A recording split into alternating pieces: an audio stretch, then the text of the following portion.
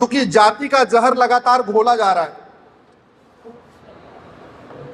लगातार कोशिश हो रही है जातियों के आधार पे बांटने पे। ये जाति की शुरुआत कब हुई भैया? कितने साल पहले हुई? जरा बोलिए जरा। 2000 साल पहले मुझे कोई एक जाति बताइए। उपाध्याय, शुक्ला, यादव, पांडे, राय या पटेल, सरोज, हरिजन, पासी, जो भी है, 2000 साल पहले मुझे कोई एक जाति बताइए। और मैं ये, हो सकता मैं गलत भी हो सकता हूं, लेकिन चूंकि ये वीडियो जाना है तो मैं ये वीडियो चाहूंगा ऐसे लोगों के पास पहुंचे जो बड़े एक्सपर्ट हैं इसके, और वो बताएं पब्लिकली कि 2000 साल पहले भारत में कौन सी जाति थी। कोई एक जाति बताएं। इस समय 5000 जातियां चल रही हैं। कितनी? और इसका मतलब सनातन धर्म को 5000 टुकड़ों में बांटने की कोशिश की जा रही है आज की डेट में, जो वोट जीवी और नोट जीवी लोग कर रहे हैं। भाई उनको वोट चाहिए, उनको नोट चाहिए। वोट से नोट मिलता है, नोट से वोट मिलता है, तो सुबह से लेकर शाम तक उनकी तो दौड़ वोट और नोट है, वोट और नोट है। वो बांटेंगे। इसका समाधान क्या निकाला जाए? टोटल हमारे 108 गोत्र हैं। कितने गोत्र हैं? उसमें से 50 प्रमुख गोत्र हैं। और गोत्र में ध्यान रखिए, गोत्र किसी कास्ट का नहीं होता। मैं अपना एग्जांपल बता रहा हूं।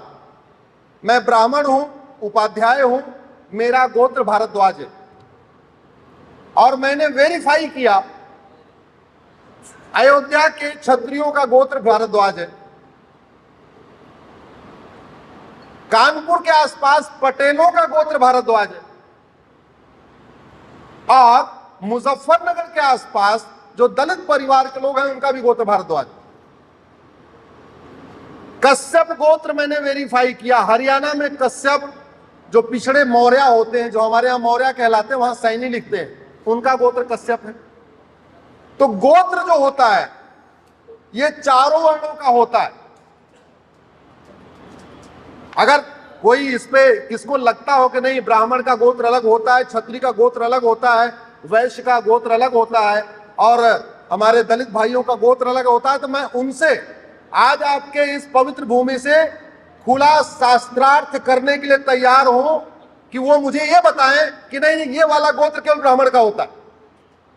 मैं प्रैक्टिकल एग्जांपल देकर उनको बता सकता हूं कि कौन कौन सा गोत्र किस तरीके से चारों वर्णों में चल रहा है।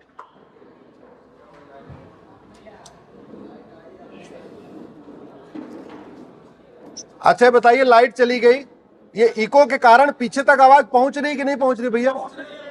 पहुंच रही, साफ आवाज आ रही है?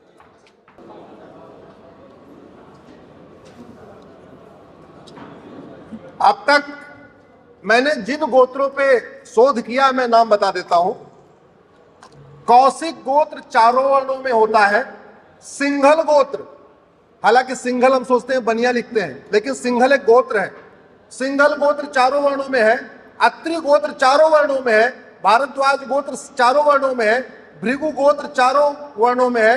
गौतम चारों वर्णों का है। कश्यप में ब्राह्मण, क्षत्रिय, वैश्य, शूद्र सबका है। वशिष्ठ गोत्र भी सबका है।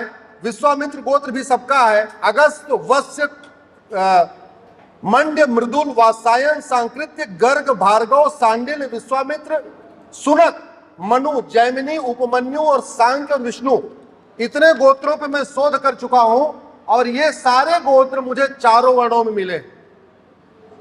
इस समय ब्रिटेन के प्रधानमंत्री कौन है? ऋषि सुनक।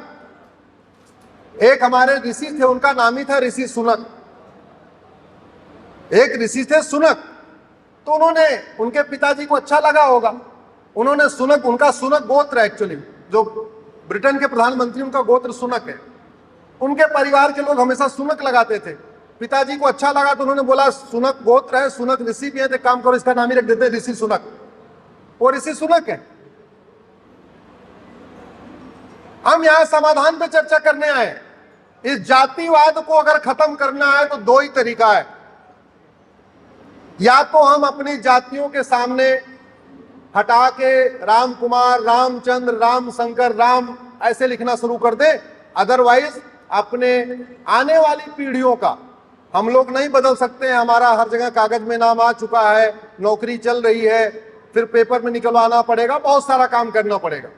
लेकिन हमारे जो छोटे बच्चे हैं, जो अभी 10 साल तक हैं, या जो अभी 10वीं तक नहीं पहुंचे, 9वीं तक हैं, तो 9वीं तक तो नाम आराम से बदल जाता है ना।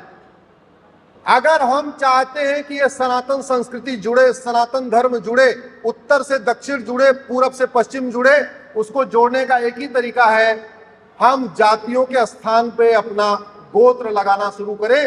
भारद्वाज गोत्र पूरब से पश्चिम तक है, उत्तर से दक्षिण तक है।